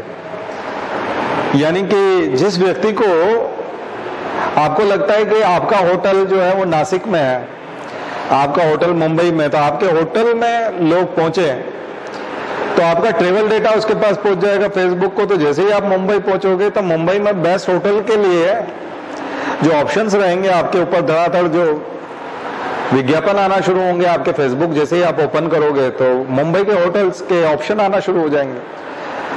तो जिस होटल ने फेसबुक को सबसे ज्यादा पैसे दे रखे होंगे वो उसके फोटो आपको सबसे पहले दिखाएगा। तो फेसबुक को कैसे पता आप मुंबई पहुंच गए? इसका मतलब वो आपका पीछा कर रहा है। तो ये सर्विलांस पे लगे हुए हो आप। और ये सारा सोशल मीडिया और सब कुछ आर्टिफिशियल, इसी को बोलते हैं आर्टिफिशियल इंटेलिजेंस, यानी उसमें बुद्धिमत्ता है। तो आपके फेसबुक में बुद्धिमत्ता है, आपके व्हाट्सएप में बुद्धिमत्ता है, आपके गूगल में बुद्धिमत्ता है। तो जितने निःशुल्क सर्विसेज जितनी भी हैं, फ्री वाली, प्रीमियम नहीं है। प्रीमियम सर्विसेज में तो वो आपको बोलता है हम आपको विज्ञापन नहीं दिखाएंगे। आपको यूट्यूब प्रीमियम वाला बोलता है कि नहीं कि हम आपको अगर यूट्यूब प्राइम या यूट्यूब प्रीमियम आप लेते हो तो हम आपको विज्ञापन नहीं दिखाएंगे और आप बिल्कुल कंटिन्यूअस अनइंटरप्टेड अपना लाइव कुछ भी देखना है या कोई भी वीडियो है तो आपको बिना विज्ञापन के वीडियो देखने को मिलेगा। पर आप इस पे आ जाइए, प्रीमियम पे आ जाइए, पैसे लगेंगे उसके, आप दे दो 1 महीने के 200-250 जो भी उसका बिल होगा उसका आप दे दो यूट्यूब वाले को, यूट्यूब वाला उनको पे कर देगा जिनका वो आप वीडियो देख रहे हो या उस तरह से वो उनको पे कर देगा। उसमें अपना प्रॉफिट भी रख लेगा, 60% वो रखता है यूट्यूब वाला। लेकिन अगर आप पैसा नहीं देते तो आपको विज्ञापन देखने पड़ेंगे। तो विज्ञापन आपको कौन से दिखाए जाएंगे? जो आपको जरूरत है जिन चीजों की। तो आप अपने फ्रेंड से कोई बात कर, आप वैसे भी बात कर रहे हो अपने दोस्तों से, अपने मम्मी से बोल रहे हो कुछ, पापा से बोल रहे हो, सिस्टर से कुछ बोल रहे हो, फोन पास में रखा हुआ है कि मुझे ये वाली बाइक जो है ना बहुत पसंद है, फिर पिताजी दिला नहीं रहे, ऐसी कोई बात चल रही है, उसका विज्ञापन आ जाएगा उसमें, जो कि फोन बंद है लेकिन उसका जो है चालू है, सब कुछ सुनने का सिस्टम पूरा चालू है, वो सुनता है, सब कुछ चलता है। जीपीएस पे आपका लोकेशन, आप कहाँ कहाँ जाते हो सब कुछ ट्रेस कर लेता है, कहाँ कहाँ विजिट करते हो। आप कहीं कोई सामान लेने के लिए रुके, जीपीएस चालू है आपका, और वो शॉप जो है वो लोकेशन जीपीएस का उसने अपना रजिस्टर करा रखा है उस पर। तो इसका मतलब आप उस शॉप पे रुके, मतलब ये चीज आपको पसंद है और आप फ्रिक्वेंटली जाते हो, सप्ताह में 2 बार जाते हो, तो आपकी आदतें पता चल जाएंगी। ये आर्टिफिशियल इंटेलिजेंस से पता चलता है, कृत्रिम बुद्धिमत्ता। तो ये तो कमाल की चीज है एआई। और ये जो आर्टिफिशियल इंटेलिजेंस है ये इंडस्ट्री 4.0 का कमाल भी है। इंडस्ट्री 4.0 किसको कहते हैं? 4 इंडस्ट्रियल रिवॉल्यूशन पहले भी बताया मैंने आपको। पहला इंडस्ट्रियल रिवॉल्यूशन जेम्स वॉट की वजह से हुआ था, भाप का इंजन आया था 16वीं-17वीं शताब्दी के आसपास, जो आपका पूरा इंडस्ट्रियल रिवॉल्यूशन है, जिसकी वजह से ईस्ट इंडिया कंपनी बनी और तमाम प्रकार के जो उपनिवेश बने वो इसी वजह से बने। उसको बोलेंगे इंडस्ट्रियल रिवॉल्यूशन फर्स्ट 1.0। तो 1.0 इंडस्ट्रियल रिवॉल्यूशन क्या है? भाप का इंजन। भाप का इंजन बनना मतलब ताकत। अब उत्पादन बहुत तेज गति से होगा। पहले तो मनुष्य की क्षमता, शरीर की क्षमता के हिसाब से हाथ से चलाने वाली चीजें थी, तो हाथ से जो बनी मशीनें काम करती थी उनकी एक लिमिटेशन थी। हाथ से काम करने वाली मशीनें तो एक लिमिटेशन होती है। लेकिन जब इंजन से काम करने लगे तो उत्पादन अपने आप चलने लगा। तो कोयले से भाप बनाना, पानी से भाप बनाना, फिर उससे पिस्टन को दौड़ाना इंजन के, उससे जो है पावर जनरेट करके उत्पादन करना, तो ये तो क्रांति थी, इसलिए उसको बोलेंगे इंडस्ट्रियल रिवॉल्यूशन 1.0। सेकंड रिवॉल्यूशन आया जब इलेक्ट्रिसिटी आ गई, बिजली आ गई, तो उसको बोलेंगे 2.0 इंडस्ट्रियल रिवॉल्यूशन। थर्ड आया जब कंप्यूटर और इंटरनेट आ गया, फिर क्रांति हो गई 70 के दशक में, 80 के दशक में, खास करके 90 के दशक में। और 2010 से एंगेला मर्केल जर्मनी में अपने यहाँ एक फैक्ट्री को विजिट कर रही थी, तो उन्होंने देखा कि यहां जो है, यहां कुछ अलग हो रहा है। यहां मशीनें इंटरनेट से जुड़ी हुई हैं। हार्ड जो चीजें हैं, जो हार्डवेयर है, वो सीधा सीधा इंटरनेट से जुड़ा हुआ है। साइबर फिजिकल कनेक्टिविटी, क्या बोलेंगे इसको? साइबर फिजिकल कनेक्टिविटी, इसको बोलेंगे इंटरनेट ऑफ थिंग्स। जो थिंग्स हैं वो तो फिजिकल थिंग्स हैं, टेंजिबल हैं, उनको हम छू सकते हैं, हार्डवेयर हैं, लोहे से बनी हुई हैं, स्टील से बनी हुई हैं, फाइबर से बनी हुई चीजें हैं, और इनको हम थिंग्स कहते हैं। जैसे कि हमारा प्रिंटर, जैसे कि हमारा सीसीटीवी कैमरा, जैसे कि हमारा फोन, जैसे कि हमारी कार, जैसे कि हमारे घर का दरवाजा। अगर ये सारी की सारी चीजें अगर इंटरनेट से जुड़ जाए और इंटरनेट से ही ओपन होने लग जाए, इंटरनेट से ही बंद होने लग जाए, हमारे मोबाइल फोन से हम इनको संचालित कर दें, ऐसी हम घर पे चालू छोड़ गए थे, वहां जाकर के हमने फोन से एसी बंद कर दिया, घर का एसी बंद कर दिया, क्योंकि वो इंटरनेट से जुड़ा हुआ है। आप अपना सीसीटीवी कैमरा हैंडल कर सकते हो मोबाइल फोन से, उसको ऑपरेट कर सकते हो, उसको बंद कर सकते हो, उसका डेटा एक दूसरे को भेज सकते हो। तो जब हम थिंग्स के साथ में इंटरनेट से ऑपरेशन करने लग जाते हैं तो ये IoT कहलाता है, इंटरनेट ऑफ थिंग्स। तो इंडस्ट्री 4.0 में ये सब होने लगा। साइबर फिजिकल कनेक्टिविटी आ गई,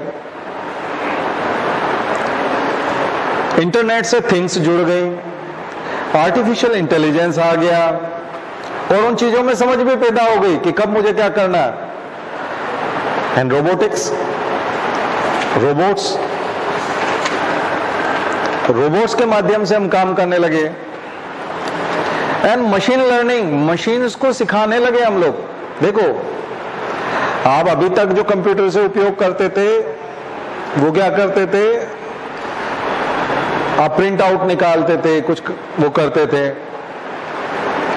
और पुराने जो कंप्यूटर थे वो डेटा प्रोसेस करके देते थे। आप कंप्यूटर के सामने कोई प्रॉब्लम रखते थे, कैलकुलेटर के सामने जो रखते हो आप, लगभग वैसे ही कंप्यूटर के सामने कोई प्रॉब्लम रखते थे और वो आपको डेटा निकाल के देता था, वो प्रॉब्लम सॉल्व करके देता था, लेकिन आपको इनपुट देना पड़ता था। अब आप क्या करते हो, उसको रिजल्ट की बात करते हो, आप उसको बोलते हो कि मुझे रिजल्ट चाहिए, और उसके लिए रॉ मटेरियल देते हो, और वो रिजल्ट पहले से बता देते हो।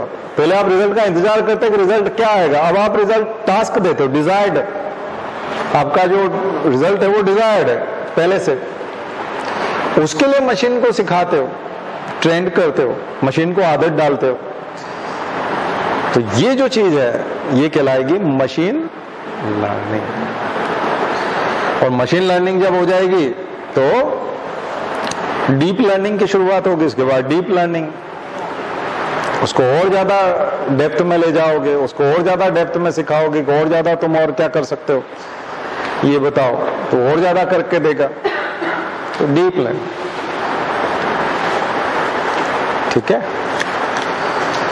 तो ये जो आप बार बात करते हो ना कि ये जो मशीनें हैं अब इसके ऊपर इतनी मूवीज बनी हुई है, मैं करीब आपको जब आप फुर्सत में हो जाओगे उसके लिए मैं आपको अगली बार एक लिस्ट बताऊंगा मूवीज की जो साइंस फिक्शन से जुड़ी हुई हैं। करीब 10 मूवी होंगी, वो आप सबको देखना चाहिए।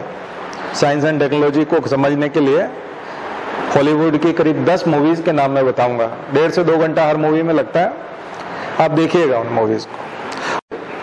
पिछले 20 सालों में ऐसी बहुत सारी मूवीज बनी हैं, लेकिन मैं 10 अच्छी सिलेक्ट करके बताऊंगा आप, जिससे आपका टाइम बर्बाद ना हो। पूरी देखिए। कई बार मैसेज बीच में मिलेगा, कई बार मैसेज बिल्कुल आखिरी में मिलेगा, और एक्स्ट्रा टेरेस्ट्रियल चीजों का भी है उसमें, यानी कि दुनिया भर में किसी दूसरे ग्रह से कोई आता है और किसी मशीन को लगा जाता है तो वो कितनी तबाही मचाता है, या वो आया था तो उसने क्या, बहुत सारी फिक्शन है। हालांकि वो वैसा नहीं है कि बिल्कुल, कई मूवीज जो हैं वो थोड़ी सी बच्चों के काम की हैं, मतलब वो एकदम आप जैसे लोग देखेंगे तो आपको लगेगा मतलब क्या मतलब, लेकिन उसके जो मैसेज है उसमें एनवायरमेंट इकोलॉजी को फेवर करने वाले मैसेज भी होंगे, एथिक्स वाले मैसेज भी होंगे, तो बहुत सारी चीजें हैं। तो ये जो है ये आप लोग देखिएगा, ठीक है। तो आने वाले समय में, अभी आपने फेसबुक की चीज सुनी होगी कि अब जो है फेसबुक मेटावर्स लेके आ रहा है, अभी सुना है ना, फेसबुक मेटावर्स लेके आ रहा है। तो ये सब चीजें जो है, ये सब क्या है कि मेटावर्स में आप कहां चले जाएंगे, आपके आंख पे जो है उसी तरह का ग्लास चढ़ा होगा और आप एक अलग दुनिया में होंगे। क्या बोलेंगे उसको हम लोग, बताओ, ऐसी दुनिया को क्या कहेंगे? हाँ, नहीं, 3 तरह की चीजें बताई थी मैंने, याद है कि नहीं? कौन कौन सी बताई थी?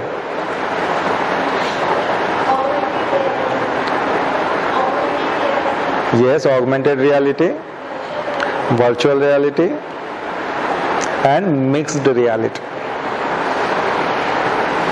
तो ये भी जोड़ लीजिए, यहीं पे है सब, ये इंडस्ट्री 4.0 का ही पार्ट है।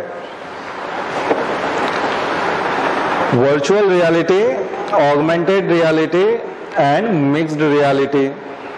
तो हम लोग वर्चुअल रियलिटी में होंगे, मेटावर्स में। तो फेसबुक भी सुविधा देने वाला है कि हम मेटावर्स में जाएंगे। आज जो मैच हो रहा है, अभी बहुत सारे बच्चे नहीं आए, तो मैं समझ रहा हूं कि वो सब इंडिया पाकिस्तान में लगे हुए हैं।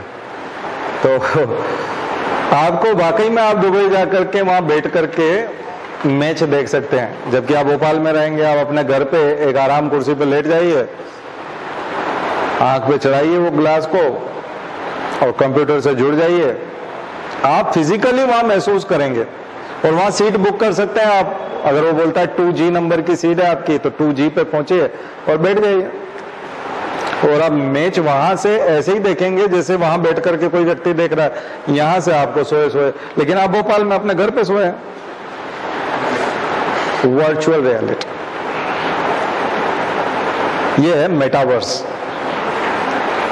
और वहां पर अगर कोई आया वाकई में कि मैं यहाँ 2 के ऊपर 1 टी-शर्ट फ्री दे रहा हूं, खरीदना चाहोगे, वहां बेच रहा है वो, और आपको भी दिख रहा है, वो वहां के लोगों को भी दिख रहा है, अब आपको भी दिख रहा है, क्योंकि वो सब चीजों से जुड़ा हुआ, कैमरे लगे हुए हैं। अगर आप उससे बात करना चाहते हो तो वो आपसे यहां बात कर लेगा। और अगर आपने बुक कर दिया तो अमेजोन वाला या जो भी सर्विस होगी वो आपको घर पे 2-3 दिन में दे देगा। और आपके जो वॉलेट है, आपने जो भी बना रखा है मेटावर्स पे, उस वॉलेट से पैसे कट जाएंगे। तो शॉपिंग हो गई। अभी आपकी शॉपिंग जो होती है वो आप वेबसाइट पे जाते हो, वेबसाइट पे जाकर के पसंद करते हो और फिर ऑर्डर करते हो, फिर वो कंफर्म करता है, फिर आप इंटरनेट बैंकिंग और वीजा और कार्ड और आपका क्रेडिट कार्ड और उसके माध्यम से करते हो, या फिर डिलीवरी पे जो है वो आप उसको पे करते हो। वहां पर आपकी शॉपिंग रियल शॉपिंग होगी। आप किसी अमेरिका जाना चाहते हो, अभी आप कुर्सी पे लेट जाओ, आपको लगता है कि वो कार में बैठ करके मुझे मान लीजिए वहां जाना है, मतलब या मुझे उस शोरूम में जाना है या उस मॉल में जाना है, तो आप मॉल में चले जाओगे और वहां आप जिस डब्बे को हाथ लगाओगे वहां असिस्टेंट आ जाएगा, वो उसी टाइप का। यहाँ पे एक अवतार होगा, आपका एक अवतार होगा, आपको एक अवतार सिलेक्ट करना होगा। आप मेल हो सकते हैं, फीमेल हो सकते हैं, घोड़ा हो सकते हैं, गधा हो सकते हैं, कुछ भी हो सकते हैं। आपको एक अवतार लेना पड़ेगा और अवतार जो है वो आपका उस पर शो करेगा, आपका जो नाम होगा वो रियल नेम भी हो सकता है और अवतार को जो आप नाम देंगे वो होगा। तो ये होगा मेटावर्स। तो फेसबुक में आपका फ्रेंड यदि आपको बुलाता है तो आप कुर्सी पर लेट जाइए, आप उसके घर में होंगे और वो जहां जहां आपको घुमा रहा है कैमरे के माध्यम से, जो जो दिख रहा है और जो जो घुमा रहा है, इसका मतलब आप खुद उसके किचन में जहां वो आपको ले जा रहा है उसके टेरेस पे ले जा रहा है, जो चीज वो नजदीक से दिखा रहा है वो आपको ऐसा लगेगा जैसे वो आपको हाथ पकड़ करके नजदीक से उसके टेरेस पे दिखा रहा है। ठीक है, तो ये चीजें हो जाएंगी। तो अब ये चीजें कहलाएगी आपकी वर्चुअल रियलिटी। लेकिन आपने ऐसा कोई ग्लास लगाया हुआ कि आपको फिजिकल वर्ल्ड भी दिख रहा है और ग्लास भी दिख रहा है और आपका कंप्यूटर स्क्रीन भी आपके आंखों के सामने चल रहा है, जैसा कि उसमें था गूगल ग्लास में, और रियल वर्ल्ड भी दिख रहा है दोनों, और उसमें वो दोनों चीजों को दिखा रहा है। इसको बोलेंगे ऑगमेंटेड रियलिटी। वो बड़ा करके परिवर्धित करके बता रहा है। लेकिन और भी चीजें मिक्स कर दी। ऑगमेंटेड रियलिटी में वर्चुअल वाला भी लेके आ गए कि आप जब नीचे फर्श पे देखते हो तो आपको लगता है कि फर्श का कलर दूसरा है और ये तो घास है और ये तो फुटबॉल का मैदान है, वहां एक फुटबॉल पड़ी हुई है, वहां फुटबॉल पड़ी हुई है, नीचे देखते हो।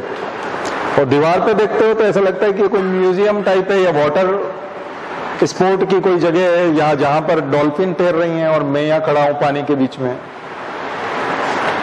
और डॉल्फिन आपकी तरफ देख रही है और मुस्कुरा रही है। तो इधर दीवार पे देखोगे डॉल्फिन दिख रही है, यहाँ देखोगे फुटबॉल का मैदान दिख रहा है, रियल सामने देखोगे तो आप स्टेशन पे खड़े हो, मतलब क्योंकि आप वाकई में ट्रेन का इंतजार कर रहे थे। This is mixed reality. So virtual reality, augmented reality and mixed reality, ये सब कंप्यूटर के माध्यम से हो रहा है। इन सब चीजों को जोड़ ताड़ करके वाकई में आपको किसी जगह पे पहुंचा देना। वाकई में तो आप फिजिकली तो अपने घर में लेटे हुए हो, लेकिन कंप्यूटर के ग्राफिक उनके माध्यम से, और चूंकि सब जगह कैमरे लगे हुए हैं और सब, अब ये सब चीजें होंगी 5G आने के बाद बहुत ज्यादा तेज गति से। तो इसमें डेटा बहुत स्पीड से आएगा जाएगा और आपको कम से कम 20 Gbps की स्पीड और कई जगह पर लगेगी, क्योंकि बहुत सारी 3D, क्योंकि 3D जब तक महसूस नहीं होगा तो डेटा सारा 3D में होगा। तो 3D में हो सकता है 5 साल बाद आप हमको गायत्री शक्तिपीठ पे आप आना चाहो तो यहाँ ना आओ, मेटावर्स से आ जाओ और हमको ही घर पे बुला लो तो मैं आपके वहां, आपका जो घर है उसके जो हॉल है या कमरा है उसमें मैं खड़ा होकर के वहां बोल रहा हूं। ठीक है, पर उसको पीटोगे तो कुछ मिलेगा नहीं क्योंकि वो 3D इमेज है ठीक है, वो 3D इमेज है। तो आप जो है वो चीज करने जा रहे हो, पर ये सब 5G में होगा। डेटा बहुत हाई स्पीड में ट्रेवल करेगा और ये सब क्रांति अगले 10 सालों में होनी है। तो अब अगला टास्क जो है साइंस एंड टेक्नोलॉजी में, खास करके इंफॉर्मेशन टेक्नोलॉजी में, अब वो वहां पहुंचने वाला है। और फेसबुक उसकी शुरुआत कर रहा है मेटावर्स। मेटावर्स करीब पिछले 6 महीनों में काफी चर्चा में था और सब लोग बोल रहे थे कि अब कौन आगे निकलेगा। देखिए अब यही हो रहा है कि कौन आगे निकलेगा। कल भी मैंने बताया था कि जो आगे निकल गया, नोकिया चेत नहीं पाया, वो सॉफ्टवेयर में काम ही नहीं कर पाया, बर्बाद हो गया। ब्लैकबेरी ने उसको चेता दिया था बहुत पहले नोकिया को, क्योंकि जब कोई आगे बढ़ रहा है, टेस्ला के सामने फॉक्सवैगन और ये सब आगे बढ़ ही नहीं पाए। फॉक्सवैगन के सामने था, वो हार्डवेयर में ही काम करता रहा, वो सॉफ्टवेयर में आए नहीं। सॉफ्टवेयर वो वेंडर से लेता रहा, जो भी थे उन्हीं को हायर करता रहा। सॉफ्टवेयर कंपनियों से कंसल्ट करता था, तुम मेरे लिए सॉफ्टवेयर बना दो, ड्राइविंग के लिए बना दो, इसके लिए बना दो, फॉक्सवैगन के लिए वो सॉफ्टवेयर बना के देते रहे लोग। अब लोगों को एक ऐसा चाहिए कंपनी, कार कंपनी, जिसका सॉफ्टवेयर भी खुद का हो, हार्डवेयर भी खुद का हो और पूरी सारी सर्विसेज वो खुद देता हो। टेस्ला इस मामले में आगे निकल गया और वो पिछले 5-6 सालों में आज सबसे बड़ी कंपनी हो गया और दुनिया का सबसे रईस आदमी भी, एलन मस्क।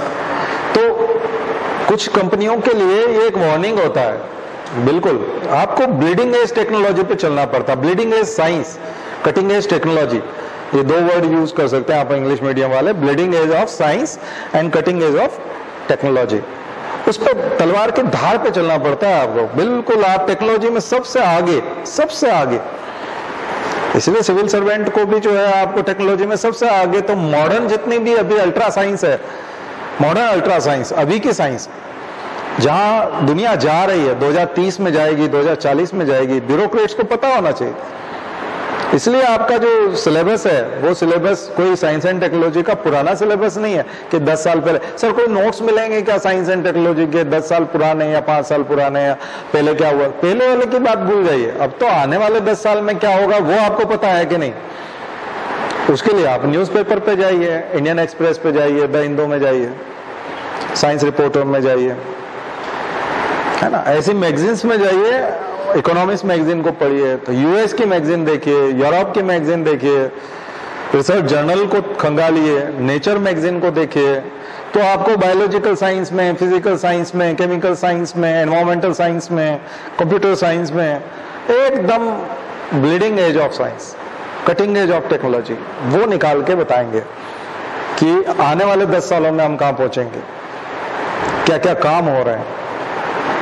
तब जाकर के आप एक अच्छे ब्यूरोक्रेट बन सकते हैं, इन एग्जाम्स को बहुत अच्छे से निकाल सकते हैं। और प्रश्न भी वही होते हैं, वही प्रश्न होते हैं, पुराने प्रश्न थोड़ी होते हैं, वो गया जमाना। अब सब ये क्या हार्डवेयर किसे कहते हैं, ये कैसे कहते हैं, सीपीयू किसको कहते हैं, मेमोरी क्या होती है, आउटपुट डिवाइसेस की लिस्ट बनाओ, इनपुट डिवाइसेस की लिस्ट बनाओ, ये सब कोई आईटी वाईटी नहीं है अब तो बिल्कुल नया। तो इंडस्ट्री 4.0 के कंपोनेंट लिख लीजिए, बहुत अच्छी लिस्ट बनवा देता हूं मैं आपको। पहला नंबर लिख लीजिएगा artificial intelligence, artificial intelligence. Second internet of things, internet of things. Third machine learning.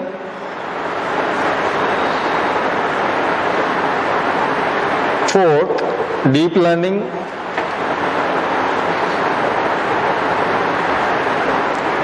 Then तीनों टाइप की reality, virtual reality, augmented reality and mixed reality.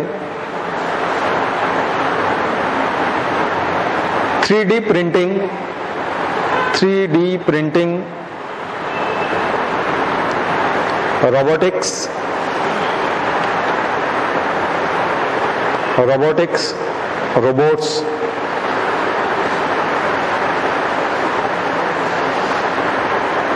And crypto and blockchain technology. Crypto currency आ जाएगा, blockchain technology.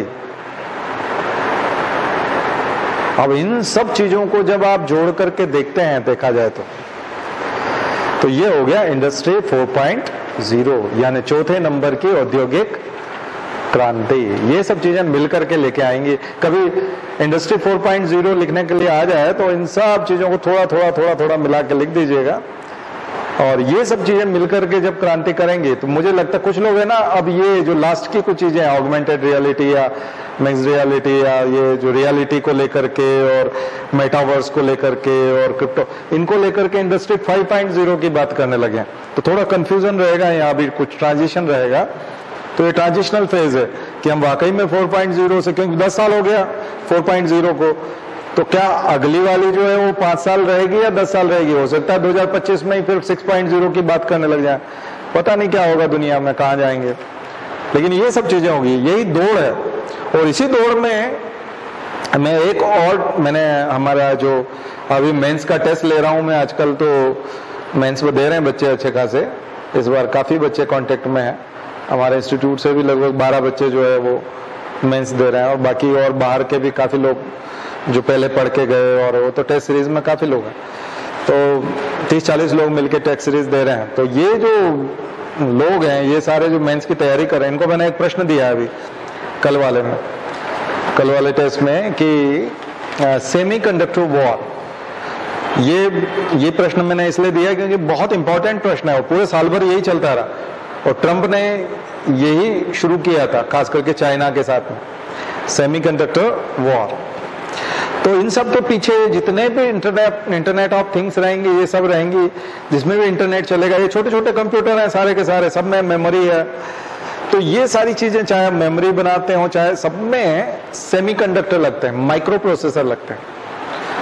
और ये जो micro processor semiconductor हैं, इनमें छोटे छोटे ट्रांजिस्टर्स होते हैं, और वो ट्रांजिस्टर्स की साइज छोटी करने का एक कंपटीशन चल पड़ा है, उसी को मोर्स लॉ कहते हैं।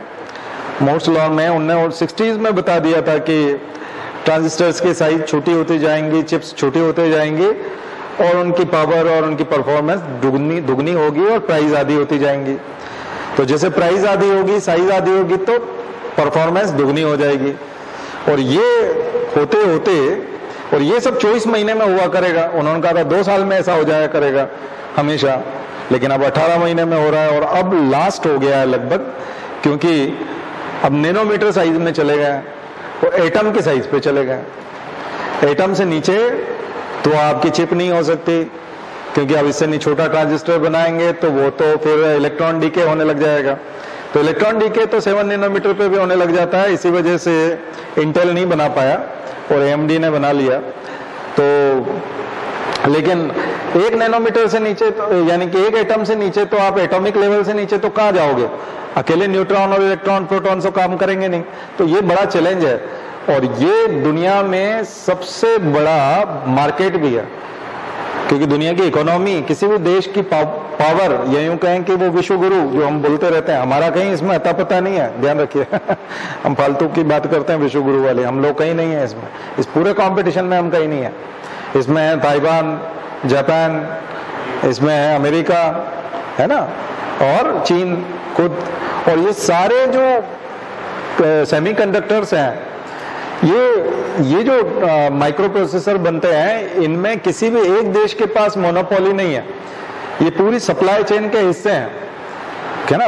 हालांकि सिलिकॉन की कमी नहीं है, लेकिन कोई टेक्नोलॉजी बनाता है इसकी, कि उसकी डिजाइन करके देता है, कोई उसको फैब्रिकेट करके देता है, और कोई फाइनली उसको यूज करता है किसी चीज में, ठीक है, मेमोरी के तौर पे यूज करता है। तो दरअसल फाइनल प्रोडक्ट बना के कोई दूसरा किसी प्रोडक्ट के साथ जोड़ करके देता है, यानी कि असेंबलिंग करता है। तो 3 तरह की चीजें हैं उसकी, डिजाइनिंग, फैब्रिकेशन और असेंबलिंग। तो तीनों चीजें अलग अलग कंट्रीज में है और अलग अलग कंट्री उसमें सुपर पावर है, इसलिए किसी एक की मोनोपोली नहीं है। तो अभी पिछले 1.5-2 साल से कोविड के टाइम पर ये इंडस्ट्री थोड़ी सी, चूंकि लोग मजदूर वगैरह सब फैक्ट्रियों में नहीं पहुंच रहे थे, तो टेम्परेरी इन कंपनियों ने चिप का जो मेकिंग है, चिप इंडस्ट्री जो बनाती है चिप बनाती है, चिप का निर्माण जो है वो रोक दिया, मैन्युफैक्चरिंग उसकी रोक दी। और अचानक से जब लॉकडाउन खुले तो इन चिप की डिमांड बढ़ी, तो पूरा नहीं कर पाया, तो पूरा कोलैप्स होता हुआ सा नजर आ रहा है। और इसीलिए अभी बहुत सारी कंपनियां बंद हो रही हैं। कार बनाने वाली कंपनियां, तो कहाँ उपयोग होता है इनका? कार में भी उपयोग होता है, कार भी आपकी स्कूटी में उपयोग होता है। आजकल कोई भी स्कूटी बिना चिप के नहीं बनती, सब जगह सेंसर लगे रहते हैं। आपकी जितनी कारें हैं वो सब सेमीकंडक्टर चिप से बनती हैं।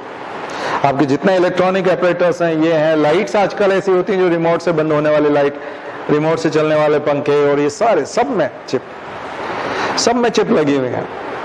तो इतना बड़ा मार्केट है, और ये चिप्स जो हैं, ये इसकी शॉर्टेज है, इसको बोलेंगे सेमीकंडक्टर वॉर। और चाइना ने एक मिशन रखा था, चाइना 2025। तब शी जिनपिंग ने कहा कि 2025 तक हम सेमीकंडक्टर चिप के मामले में आत्मनिर्भर होंगे, हम हर फील्ड में आत्मनिर्भर हो जाएंगे, और हम किसी भी देश पे, यानी आत्मनिर्भर भारत की जो बात करते हैं ना हम, सेल्फ रिलायंस, वो सेल्फ रिलायंट इंडिया की बात वो सेल्फ रिलायंट चाइना के रूप में कर रहा था। तो ट्रंप को लगा कि ये जो है कहीं वाकई में अगर सुपर पावर बन गया, और ये तो एक बार अगर ये आत्मनिर्भर हो गया तो फिर तो कुछ बचा नहीं। तो उसने रोड़े अटकाने शुरू कर दिए, ऐसे टर्म्स और कंडीशन पूरी दुनिया में डाली कि चीन को कोई टेक्नोलॉजी ना दे, चीन को कोई मशीन ना दे, चीन को कोई रॉ मटेरियल ना दे। तो सप्लाई चेन बाधित हो गई। वो जो ट्रंप के बनाए हुए कानून है उसकी वजह से इन कंपनियों को रॉ मटेरियल नहीं मिल पा रहा है, कई जगह टेक्नोलॉजी नहीं मिल पा रही है, तो पूरा बाधित हो गया, इंटरप्ट हो गया। इसकी वजह से सेमीकंडक्टर शॉर्टेज बनी हुई है, क्राइसिस आया हुआ है। तो ये प्रश्न कहीं ना कहीं आपको प्री मेंस इंटरव्यू में फेस करना पड़ेगा। तो आपको पता होना चाहिए सेमीकंडक्टर क्या होते हैं, ये चिप्स कैसे काम करती हैं, कहाँ कहाँ यूज होती हैं, वाकई में वॉर क्या है। तो इसमें सबसे बड़ा जो दावेदार था वो इंटेल था, और इंटेल सबसे बड़ा चिप मेकिंग कंपनी था और वो अमेरिका की एक तरह से सरकारी कंपनी कह सकते हैं। सरकार पूरा सपोर्ट करती है, प्राइवेट कंपनी है लेकिन पूरी तरह से सपोर्ट करती है क्योंकि अमेरिका की लाइफलाइन है वो इंडस्ट्री की। और अमेरिका यूं कहें कि पूरी दुनिया का जो हम लोग सुपर पावर बोलते हैं वो इसी वजह से है क्योंकि उसके पास इंटेल है एक तरह से। और दूसरा है ताइवान का TSMC, और सैमसंग अपना खुद डिजाइन करता है कई मामलों में, लेकिन वो नहीं कर पाता, डिजाइन नहीं कर पाता। तो डिजाइनिंग का पूरा ठेका जो है वो एक तरह से, लेकिन इंटेल डिजाइन भी करता है, फैब्रिकेट भी करता है, असेंबलिंग नहीं करता, ठीक है। और TSMC केवल फैब्रिकेट करता है, फिर वो डिजाइन नहीं करता। तो डिजाइनिंग के मामले में जो बादशाहत है वो किसके पास है? इंटेल के पास। लेकिन जब 7 नैनोमीटर, जब वो छोटा करते गए और 7 नैनोमीटर की साइज पे आए तो वहां आकर के इंटेल फेल हो गया और AMD के लिए TSMC ने बना दिया, तो AMD आगे निकल गया। इसको बोलते हैं 7 नैनोमीटर चिप स्ट्रगल। किसके लिए? इंटेल के लिए। तो इंटेल क्यों फेल हुआ? क्योंकि इंटेल उस टेक्नोलॉजी पे टिक नहीं पाया, क्योंकि नैनो साइज में जाना था, नैनोमीटर पे काम करना था, तो 7 nm पे जाकर के वो रुक गया। अब लोग बता रहे हैं कि अच्छा चिप जो होता है 5 से लेके 5, 6, 7 ये जो साइज है नैनोमीटर में, ये बेस्ट चिप होंगे और ये सबसे छोटे होंगे। तो इसीलिए आपका जो मोबाइल फोन का नया जो मॉडल आता है, वो मोबाइल फोन का नया मॉडल तभी आ सकता है जब आपका चिप का साइज छोटा हो जाएगा और ट्रांजिस्टर छोटा हो जाएगा और उसका परफॉर्मेंस दुगना हो जाएगा। जैसे ही ऐसा होता है नया मॉडल आ जाता है उसका, जो फिर बेस्ट होता है पिछले वाले से, वो चलता भी स्मूथ है, उसका रिजोल्यूशन ऊपर का जो स्क्रीन जो दिखता है वो भी अलग दिखता है और उसकी साउंड और वीडियो क्वालिटी और सब बहुत बढ़िया होती हैं। तो ये जो चीजें हैं सारी की सारी सेमीकंडक्टर चिप पे टिकी हुई थी। तो इसलिए मैंने पूरा ये बताया, इसके ऊपर आर्टिकल पढ़िए, नोट्स बनाइए और ये आपका होमवर्क। तो मैंने IT भी बहुत फास्ट करने की कोशिश की, बहुत सारी चीजें हैं इसमें, एक एक के ऊपर एक एक क्लास हो सकती है, बहुत डीप में पढ़ाया जा सकता है, लेकिन आज इतना ही। और मुझे लगता है सप्ताह भर का काम आपके पास है, ठीक है। चलिए शांति पाठ। ओम देव शांति।